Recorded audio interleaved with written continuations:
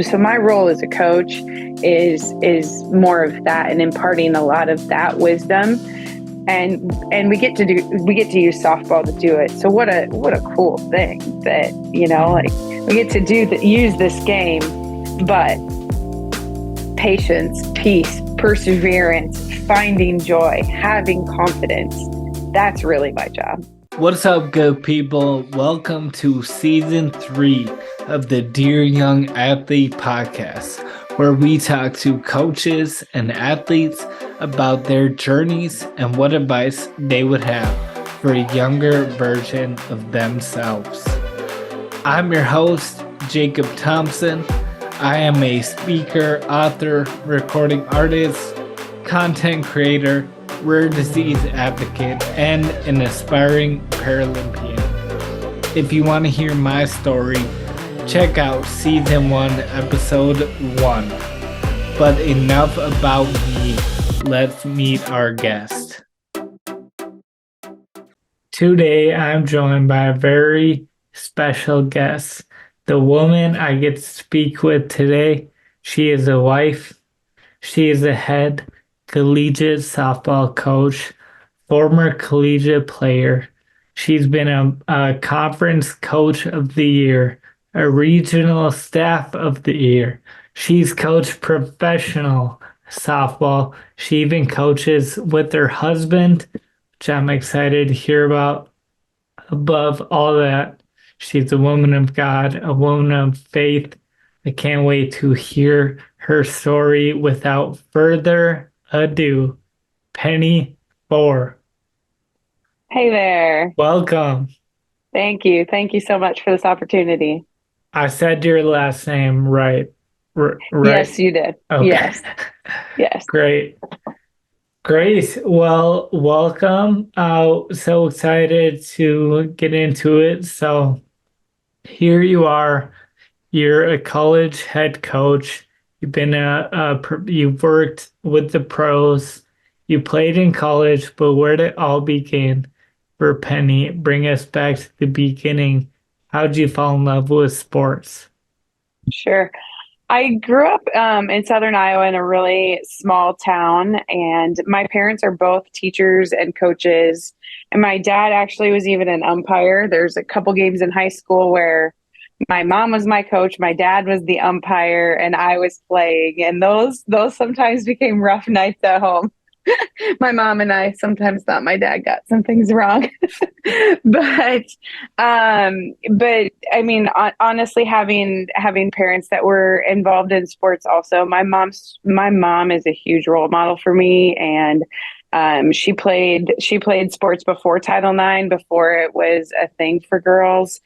She graduated college actually the year she had graduated, and then they passed Title IX. And so knowing her story and knowing what she fought through, and hearing some of the things where women are and how far we've come, and just having her be a huge influence in my life, just kind of made sports kind of feel natural to me. I'm a middle child. I have an older sister and a younger brother, and we all just did everything, and we were active all the time. And I think now, being this age, I'm so amazed that my parents kept up with it all, and with all three of us running in different directions. But it was really through my parents. Yeah, that's hilarious. Your dad being the up. I could imagine the heated conversations at home. Yeah. There was one time when I think it was my junior year, and I remember I wasn't very fast. Like, I'm just wasn't. And I actually beat out a ground ball, and he called me out, and my mom went crazy. And later on, it was in his head that he just knew I wasn't very fast. And so he had already made the decision. And here we are 25 years later, and he still called me out, and I was safe. That is hilarious. So take us into kind of your high school world. What sports you play, and just what that career kind of looked like for you? Yeah. So I went to a well, it's smaller in Minnesota standards, but in Iowa it was in the biggest class back then. But so we played, I mean, by we, I mean, most of my teammates, we kind of all played three or four sports, volleyball, basketball, track, and softball. And in Iowa, they play high school softball in the summer. So that's how we're able to do four sports instead of three. But through all of that, it never felt like there was just one sport going at a time. So when we were in volleyball season, we had basketball open gyms and we were still playing fall softball. When we were in basketball season, we had winter volleyball and we still had winter training for softball. And track, we had spring softball and a little bit of volleyball. And then in summer, we were doing the camps for other things. So it was a lot.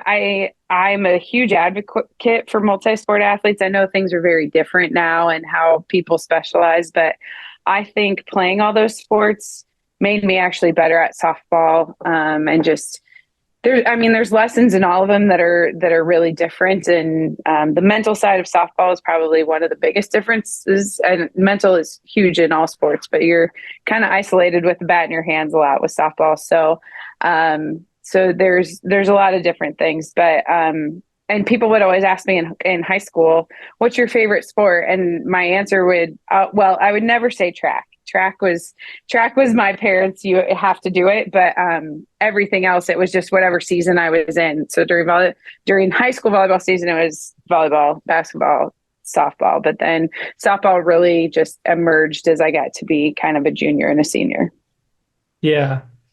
Yeah, I was the same way. It was like I played football, baseball, and hockey, and it was like, what's your favorite? And it's like, what season am I in? That's Right. my favorite. So, Yeah.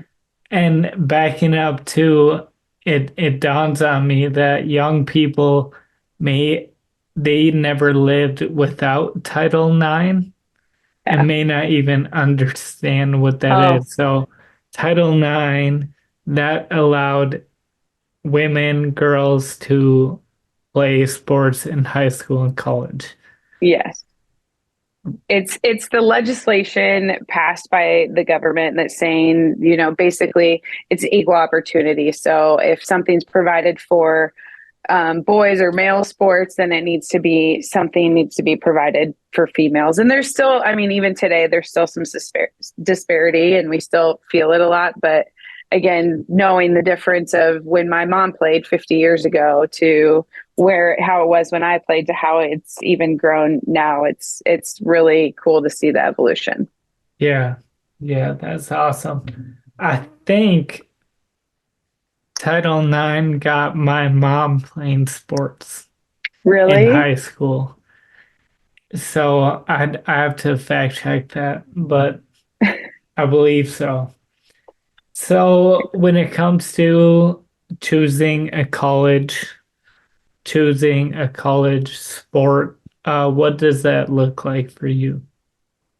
Yeah, I had explored a little bit, and I had some opportunities to potentially play basketball also, but I wasn't quite tall enough to be a post player, but I wasn't a good enough ball handler to do anything else. So that's part of why I went softball. I probably actually, if I were honest, I would probably say I actually liked basketball better, but softball and I love softball too, but it just kind of made more sense.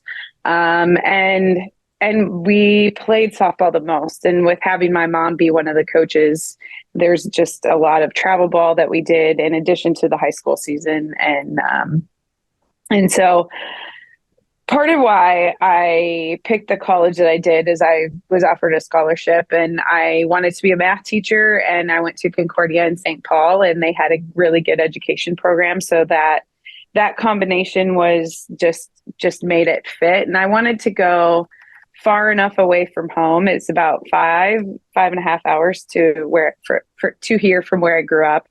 And I wanted to be a little bit just to kind of live life off of the farm and get a different Mm. experience. So Hmm. Yeah, so it's really hard. You coaching college know this. Like, how do you know what you want to do with your life when you're 18, 19, 20?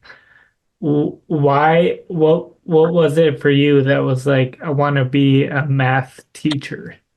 Sure. So both the other part of the story, both of my parents are actually math teachers as well. They're so, and there's some natural gift in there, and I don't I don't know if this is a redeeming quality or not, but one of the things that really turned me on to math is one, I didn't really have to write a lot of papers.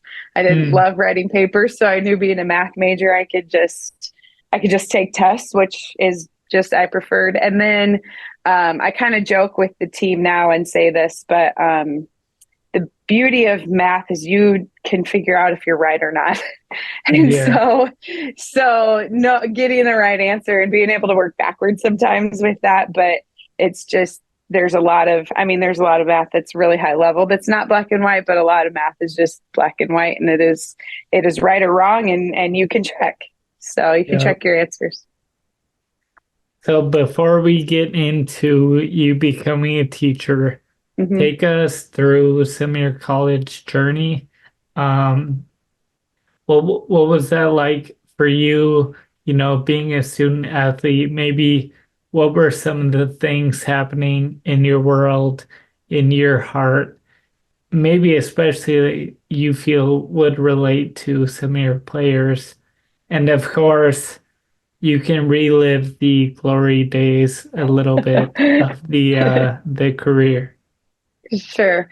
I think one of the beauties for me of being a college athlete is I learned how to have time management in a different way just because there's just so many things that you have to get done, and you figure it out. So we had class at 8 a.m., and then when there was a little bit of break in class, I'd be sitting somewhere getting some homework done because we still had lift or we still had practice. And so just being able to kind of maneuver some of that, and then helping set priorities too. Of softball was really important to me, school was really important to me, so sometimes I didn't always do all of the social things. I still was pretty social in college, but I made a lot of decisions, particularly in season, where I wouldn't go do things because I was on a mission and I knew what I wanted to do. One of the things I think with my college journey is I had a pretty good freshman year, and um, some accolades and things like that I can't even tell you anymore because it really they mattered at the time, but the older I get, they matter less. But then my sophomore year, I had an injury, and I was playing through a stress fracture and kind of just hobbling around, and my coaches, to their credit, they still let me play, which sometimes now I'm like, you shouldn't have let me do that. But it was that there's an emotional strain that comes along with that. And there's, whenever a lot of my identity was that I was a softball player, and now I'm struggling and I'm not hitting well because I'm in pain all the time. And back then, again, some of the crazy pain meds that they had me on. I remember sitting in my calculus class, and I was holding my pencil, and I was looking at it, and I would have sworn it was floating, and because some of the pain medication that I was on, and I'm Hmm. still trying to play softball, which is so silly now, but it was really important to me then.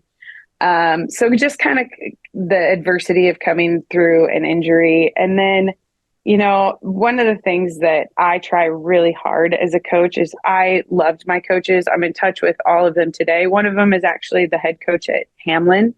So I get to coach against him. And Roman, my husband, actually laughs because when we're in game and he still says something, I still snap because it's just, again, 20 years later, it's just part of the reaction. Roman's like, you never act like that. I was like, that's my coach. Like, that's just who he is. But they really ingrained in us that about what a team is and having a good time, and we can work really hard and we can be really good and we can still have fun. And I think that part of them, they taught me how to play softball, they taught me a lot of stuff, but that part is what I really took away from them in my college experience. So again, I mean, we won a conference tournament. We did some things, but I went to Concordia when they were transitioning into Division two, so we couldn't go to playoffs. And but I can remember a lot of I remember going to California. I remember Florida. I remember those trips and the silly things with my teammates and all of that. And so I think as a coach now, I want to win. Winning is still important. If winning doesn't matter, why are we keeping score? And I want them to have that experience and feel that community and to look back and say, man, our coach pushed us really hard, but let us have a lot of fun too. Mm-hmm. Yeah, I imagine going into your world as like a sophomore, how hard it must have been. Because it's one thing to not be playing well, but it's another thing of like, I had a great freshman year. I have expectations. I know what I can do, and I'm not doing it. Right. I imagine just the frustration that would have been, but awesome that you pushed through that. You were able to have a good experience, and I love that you shared that because yes, we want to win, right? Yes, we want to work hard, of course. And if you're not, if there's no joy and Right. enjoyment, A, you won't play as good. And B, it's like, what's the point? Right. And I love that mentality. And I feel like that carries into life too. It's like, So true. yeah, we want to work hard. Yeah, we want to be successful. But if we can't enjoy ourselves and enjoy our loved ones, what's the point of all that work that you're doing? Yes, absolutely.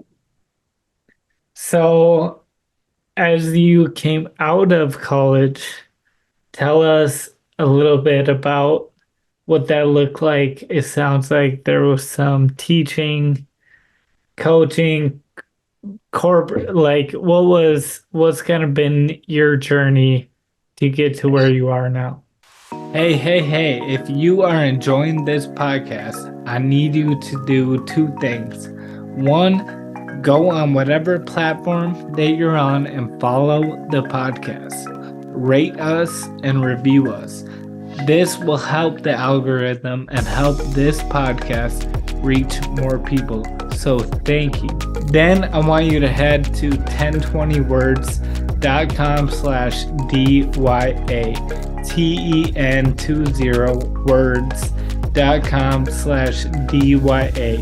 Check out our merchandise. We got hoodies, crew necks, sweatshorts, t-shirts, anything that you would want.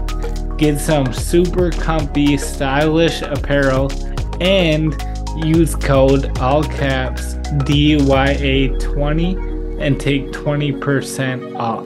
Follow us on social media, Instagram at Dear Young Athlete, or on TikTok and Instagram. My account is at 1020words. If you're interested in being on the podcast or bringing Dear Young Athlete to your school, team, or group, simply head to the website and click the button that says Bring DYA to your team, school, or group, and send me an email, and I will look forward to connecting with you. Now, let's get back to the episode. Yeah. Well, it feels up to getting to Bethel. It feels a little bit like a wild ride, and it doesn't feel like there's any. If you just look at it on a piece of paper, it doesn't look like it's interconnected. But then again, being a person of faith, it really helps to see, well, all of this is connected. And I don't think that I would have, if you would have told me at 22 that it would all make sense eventually, that I would have believed anyone. But going through it, I do. So I I started teaching out of college, and then I got an assistant coaching job with Bloomington Jefferson. And so I taught middle school math, and I love middle schoolers. And I know that that's not always just the common reaction because people hear middle school and they go, oh, but they are just the most, they're the funniest, the most awkward, but think they're so cool. And the middle schoolers are just the greatest. Plus they love sarcasm. And so I was pretty good at being sarcastic. So it was really, really fun. I do love the classroom and teaching and that environment. But so I did that for 3 years, and it was good and it was fun, and I liked teaching. But then I also got the head coaching job at Bloomington Jefferson, so I started coaching. And then one day I just was like, I don't know what I want to do, but I know that teaching in this school is just not it. And I wasn't sure, and I was like getting deeper again in my faith at that point, and just kind of going, I don't know what's next. And like I told you, I like to have the answers to the tests, and so I'm usually pretty careful, but I don't know what made me do it, but I still remember the moment in my classroom, and I sat there and I sent an email to my principal, and I just said, thank you for this opportunity, but I'm going to resign. And I didn't know what was next. And so, and I still had college loans. I still had all of these things, and I didn't know. And I know that this isn't everybody's story, and I know that it doesn't happen this simple, but the Lord just showed up. And 2 days later, I got an email saying, from a hitting facility, and saying, we are looking to expand, and we want somebody to be the general manager and kind of take over the softball side of things. And, is this, and I know you're a teacher, but is this anything that would interest you? And I was like, whoa. And so, again, I know that God doesn't always work that fast, and that it's not always that like an answer to a prayer, because it's not a genie in a bottle thing. But, Yeah. but he showed up big when I stepped out and just said, I don't know what's next, but I'll figure it out. So, and we'll figure it out together. So then Wow. it's really, and in my career, I feel like there's so many moments like that again, in hindsight, it's easy to go, oh yeah, there's God again. But, so then I did that for 3 years. I was the only female and running this hitting facility, and I was the general manager, and, working with mostly baseball guys, and kind of, we worked with a lot of former minor leagues, a couple of former major league players, and I'm 25, 26, sitting there telling them what to do and going, what's happening? But again, that step in my career was really, really important for me to have the confidence to say, like, I know you're older than me, I know you know more than me, but this is how things are, and this is what it is. And so just having the courage, and again, being the only female in an environment like that can sometimes be intimidating, but they're really good guys too. So that helps. But I also think that that's part of my passion now of building up younger women to be able to do things like that. And hopefully there's not a lot of places where they still go, but that it's a man's world only. But the reality is it still is. So then how do we navigate through that and do that well with, it's not a victim thing. It's how do you become a champion doing that? So, but then kind of the recession hit in 2007. So people's extra money going to baseball lessons and softball lessons, it kind of was, people are struggling to get food. So the extra income. So then just wasn't working. And I had been coaching summer softball at the time. And again, like connections that the Lord had provided me. And I was talking to one of the parents, and he worked at 3M, and he said, I can't get you a job, but I can help you get an interview. And so then I went over and started working in corporate America. And again, it's this whole weaving thing. But I worked in training there. So my teaching background helped me a lot with like, this is how people learn and this is what we do. And so it was just a different subject matter, but it's teaching and coaching of people in their professional careers.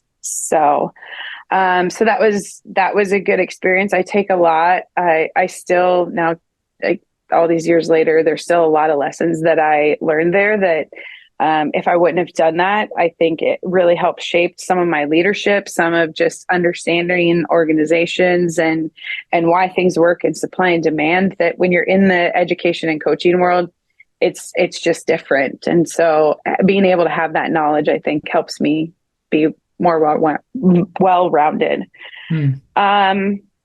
And then at that time, that's when I met Roman. And through this whole time, I was still coaching high school softball. So Hmm. I would I would go to work and be at work at 6 a.m. so that I could leave at 3 o'clock, and I would dash in the bathroom before I left and put on practice clothes and drive from Maplewood over to Bloomington, and just kept coaching through the whole time because that was still my passion, and that was not something I wanted to give up because I still felt so strongly about helping young women and about softball, and it was good, and I was single, so I could make it work. But through softball, I actually met Roman.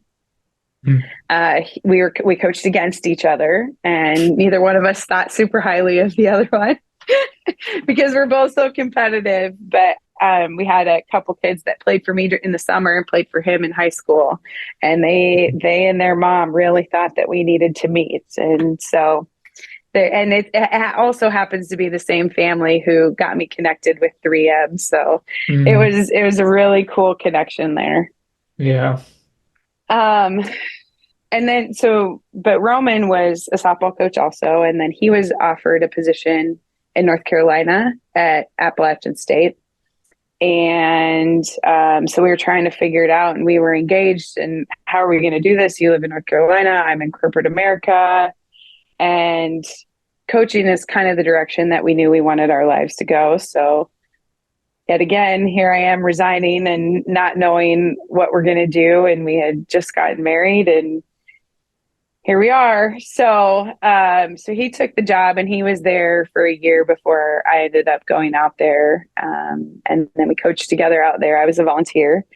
And then I went back to teaching because that was a job in the small town that was available. So taught and then coached college. And then it just wasn't the right fit. And Roman's mom had a heart transplant, so her health was declining, and Roman's an only child, so we wanted to get back closer.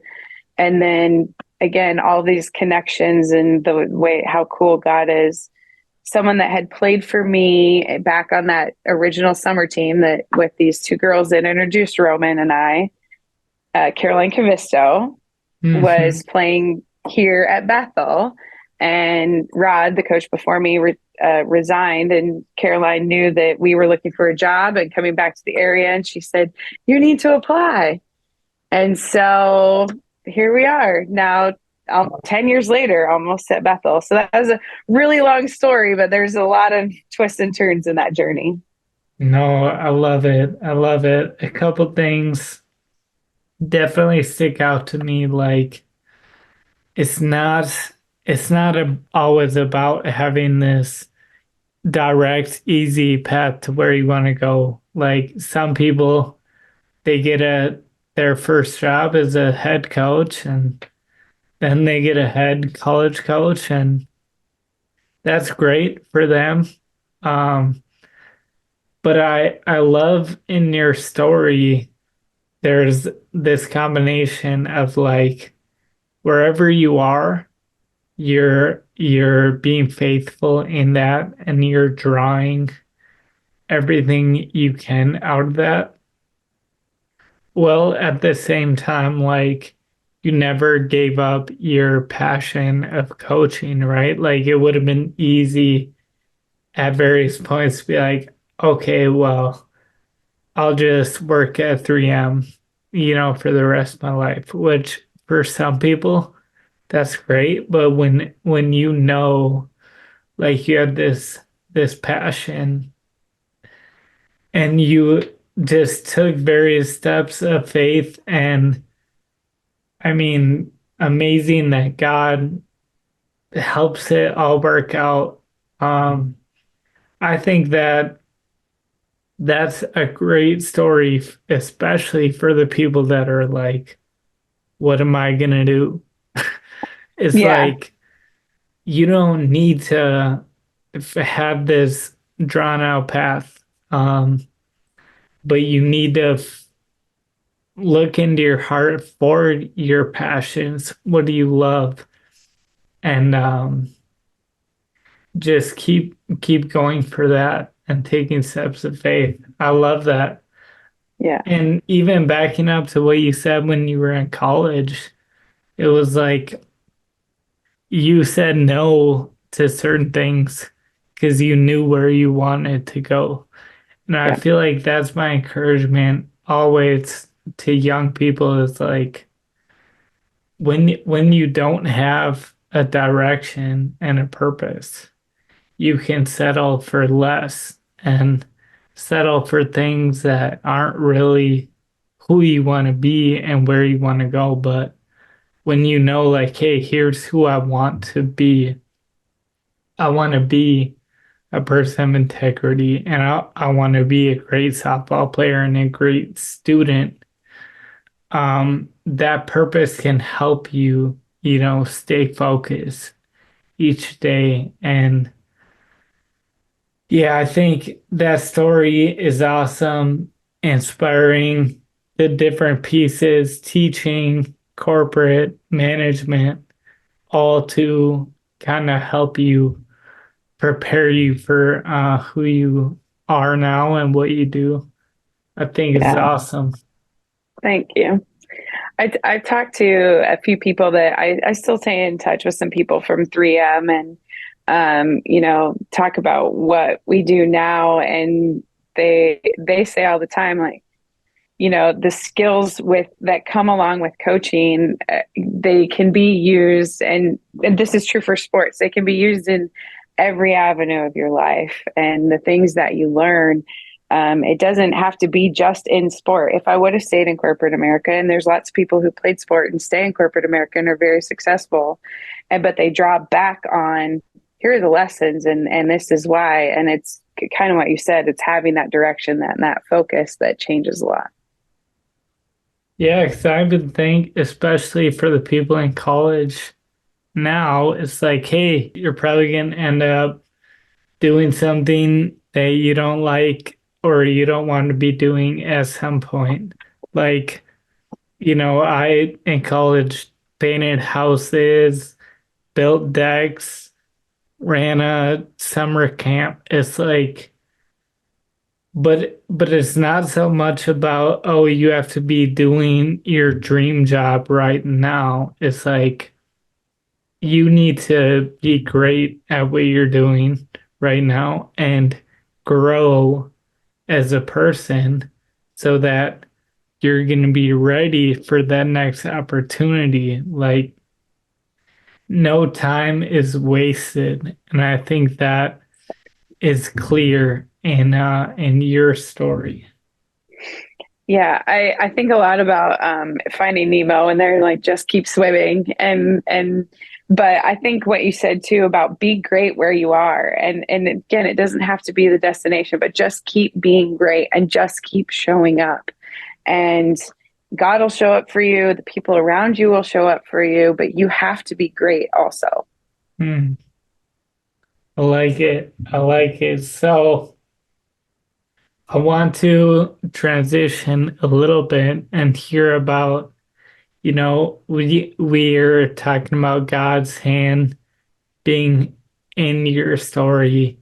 You coach at a Christian college, but tell us a little bit about your faith journey, kind of what it was like growing up, what have been some significant moments, and what does your faith look like now? How is it lived out? Yeah, I mean, I was raised in a Christian home. I think that this story feels the longer that I work here, the story feels common. A lot um, of I was raised by Christian parents, and I did the things, and I went to church, and and I knew it. I knew it was good. I was aware of Jesus. I was aware of the stories. But I didn't necessarily ever make it my own. It was like, well, we go to church on Sundays and we talk a little bit about it. We read our Bible and we pray, and but what does that really mean? And Mm. then, I mean, I went to a Christian university too, and and still took the classes. And again, it was more cerebral than really felt it in my heart. And when I got injured, kind of shifted a little bit, but temporarily, I would say, and still kind of was wrestling with a lot of things then, and just who I wanted to become and what I wanted to be about. And then after I graduated from college, actually, I met a couple people that were good mentors in my life, and kind of showed me the way, and helped me kind of through the initial steps of, this is what you've been told, but getting into the heart part, and Mm. getting a real relationship with Jesus, and not just being able to regurgitate facts from the Bible and the stories, but actually understanding the power behind them, the love behind them, what Jesus did for us in that sacrifice. And so, kind of my mid 20s, I kind of went through a little bit of transformation then, and just started making it just part of who I was. And I think that part of that too is what had made it be a little bit easier to make these changes, because I always felt, like there's a safety net somewhere and I can't see it, but I know it will appear. And it does help for me that I understand that I have a really supportive family, and that makes it feel more real and very tangible. But at the same time, I would say to myself, I would wake up some mornings and go, what am I doing? Because again, I just knew it wasn't right, and I didn't know what was right. And it would, what am I Mm. doing? What am I doing? And what's next? And it was just like, well, let's go see. And so starting to be faithful in that. And then it's just, so, and sometimes like hindsight is just easier, because when you're in the midst of whatever you're going through, you're not sure and everything is unsettled, and then you take a step out, and it's, oh, God was actually right next to me in that. It wasn't it He was the calm, but I didn't feel it because I wasn't Mm. I wasn't there. And then getting on the other side, it was like He was there in every single step, in every single thing, even the things that didn't feel good. Mm. Um, and so I think now, I shared this with you the other day, that I think sometimes it's so ingrained with who we are and how we operate at Bethel, and just it's every day in practice. We talk about relationships, we talk about growing as a person and growing as a teammate, but then this is how it relates to our faith, and this is how it relates to your life, that sometimes I think that we take it for granted. So whenever you said, how do you live it in your everyday life, it kind of made me pause for a second, and then it made me question, like, am I doing this? Am I doing it right? but but I think the message that I really want everyone to hear is that it's so personal, and that's how big and cool and amazing that God is that He's created all of us, and that He knows who I need, as I'm learning who He needs Mm. me to be. And Mhm. so and that He can do that for me, which is looks very different than it does for you, which looks very different than it does for everyone. And learning how to be an individual in a greater community and not lose some of that. Yeah. The good news is, if you were to say, "Oh, I totally have this faith thing figured out and know I'm doing it perfectly," that's like the red flag, right? So I think, yeah, it's like as soon as I really think I figured it out, that's like the dangerous place, Yeah. right? It's like it's ongoing that we're learning, growing, and figuring out like how do we live faithfully. Um, in a godly way. And I think your story is so relatable, especially to the young women that you coach. Being at a Christian university, we know that not everyone goes there because they want to know Jesus more, right? It's like maybe it's a convenient location. Maybe you want to win a conference championship. Like you could be there for any reason. And a lot of people may have came from a Christian home or a church going home, but thing we said about it being personal and it being a heart thing, that is what really makes a difference in life. And so that's even my encouragement to the listener is like, hey, maybe you're at a Christian university, you're at chapel, and you have a million Bible studies and classes, but to really reflect and explore, like, is this something in my heart that can actually transform me and how I live in the world? And I believe when you do that, you'll find the most joy, the most peace, the most purpose, and it's a beautiful thing. So Yeah. if you have more to say there, you can, or else I've another question for you. No, I'll let you go ahead. Okay. Um, I wonder if you can just say what it means to you. And I guess I'll preface the question with like, I believe I've interviewed so many coaches now on this podcast, and a common theme to a coach with a purpose driven program is that they had a coach who had a purpose driven program. And I'm believing, maybe I'm prophesying that some of your players and some of the ones that may hear this are the future coaches, leaders that are going to be out impacting lives. And I wonder if you could just tell us what it means to you to be a coach and what really drives you. Like, how do you see your role?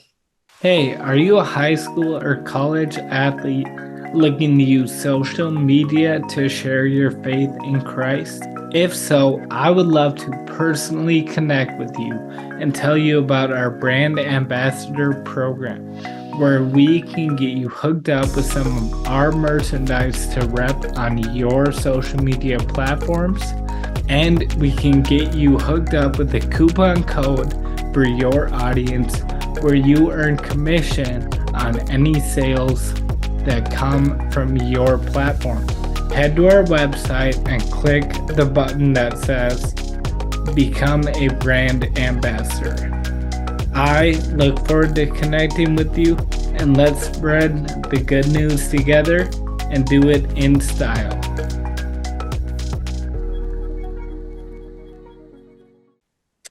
Sure. I'm going to do my best not to get emotional about this because one of the things that I've learned to say is that I coach women who play softball.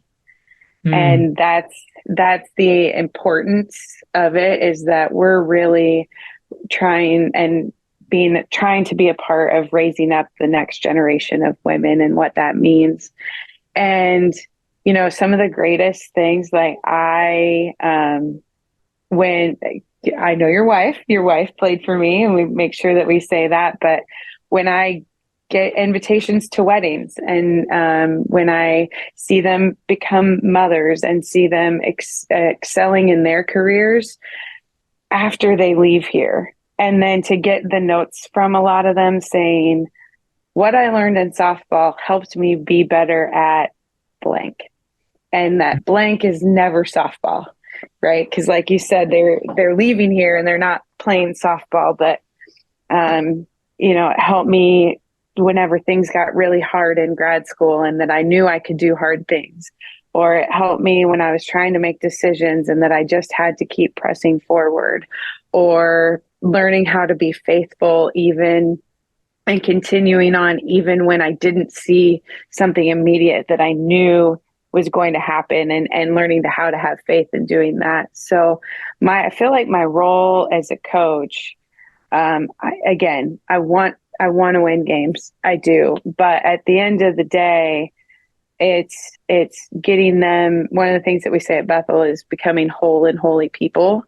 And so helping them learn that in this 18 to 22-year-old where their brains are still forming and they're still figuring out who they are. I mean, I'm still figuring out who I am too, but in this really interesting time of leaving home and then what's next. And so so my role as a coach is more of that and imparting a lot of that wisdom, and we get to use softball to do it. So what a cool thing that, like we get to use this game, but patience, peace, perseverance, finding joy, having confidence, that's really my job. Mm, I love that. And that leads perfectly into my next question because my saying in the podcast intro is growing up, I thought life was all about sports, but I know now that sports are all about life.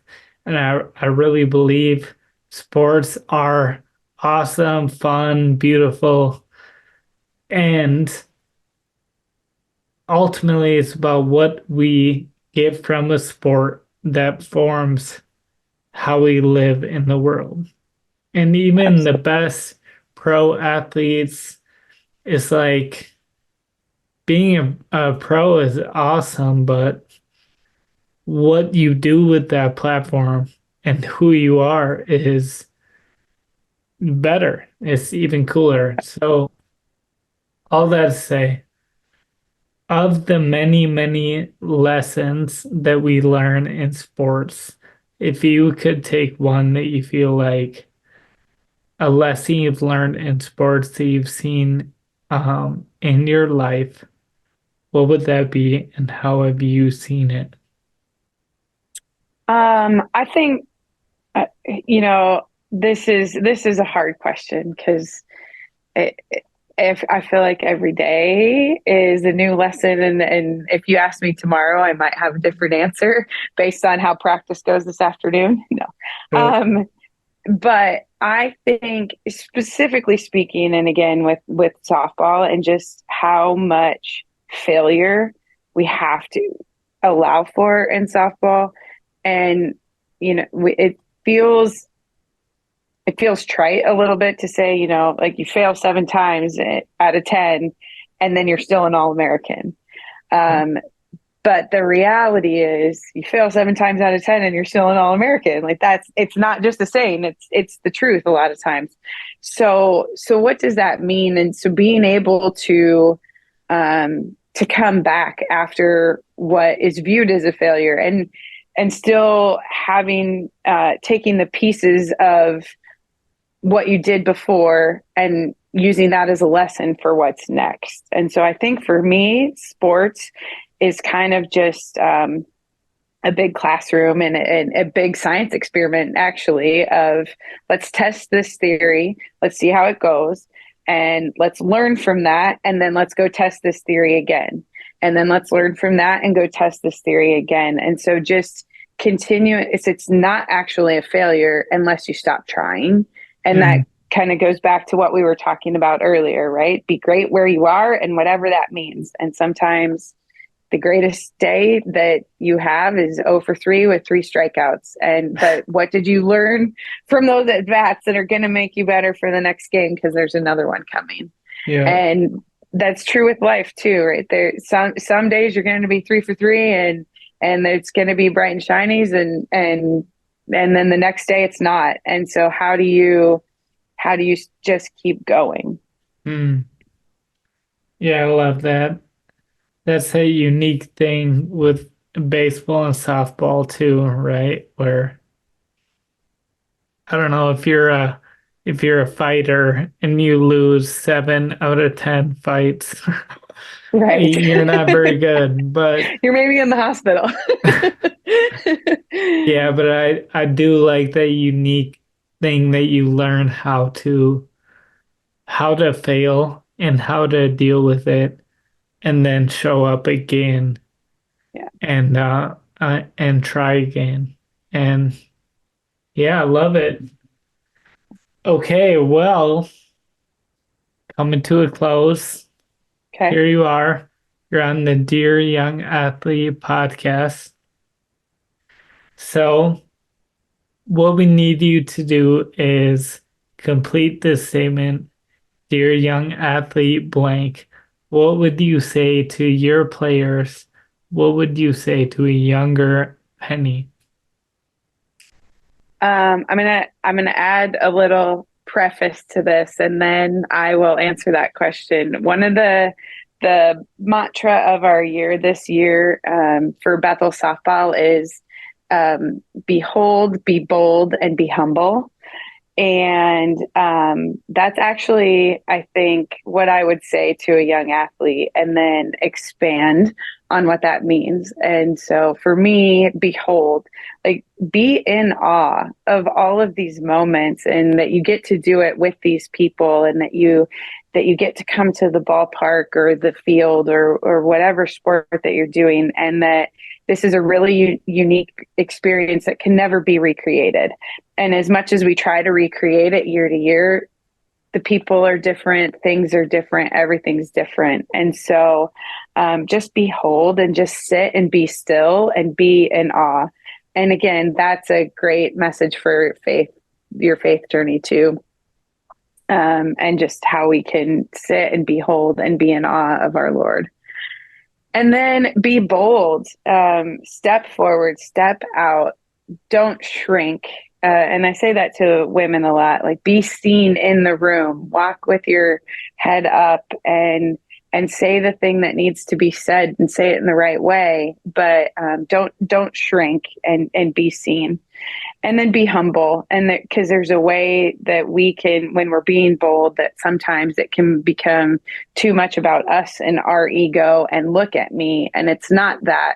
It's make sure that we're being humble and shining the light where we need to shine it. And again, that's always back to Jesus, who is the center and who does give us the direction. And so I think that if I heard that at a young age, kind of, to take some of the pressure off too, is just, it's about the moments, and cherish those moments, and then be with your people and keep moving.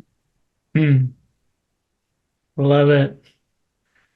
I love it. Well, thank you, Penny, for sharing your story, your heart with us. Do you have any last words for the people? I just want to say thank you for your work in this. I think it's really valuable, and that it's really creative too, and a great way to keep getting messages to athletes. And I love it. We can use sports, and sports is life, but it's what you make of it too. Amen. Amen. Well, that's a great place to end. Thank you, Penny. Peace. And there you have it. One more episode in the books of the Dear Young Athlete podcast. Thank you for listening. Again, check out our website, our social media, rate and review us.